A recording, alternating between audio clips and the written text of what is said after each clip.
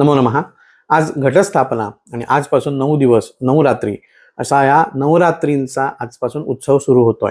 आणि आज पहिल्या दिवसाची या नवरात्रीच्या देवता आहे शैलपुत्री. सुरुवातीला शैलपुत्रीचा आपण श्लोक जाणून घेऊया आणि त्याच्यानंतर त्याचा अर्थ जाणून घेऊया. वंदे वांछितलाभाय चंद्रार्धकृतशेखरां वृषारूढां शूलधरां शैलपुत्रीं यशस्विनीं. पुन्हा एकदा श्लोक सांगतो. वंदे वांछितलाभाय चंद्रार्धकृतशेखरां वृषारूढां शूलधरां शैलपुत्रीं यशस्विनीं. याचा अर्थ असा आहे, जिच्या डोक्यावरती अर्धचंद्र आहे, बैलावर स्वार आहे, त्रिशूळ धारण करून आहे, माझ्या मनोकामना पूर्ण करण्यासाठी मी देवी शैलपुत्रीची उपासना करतो.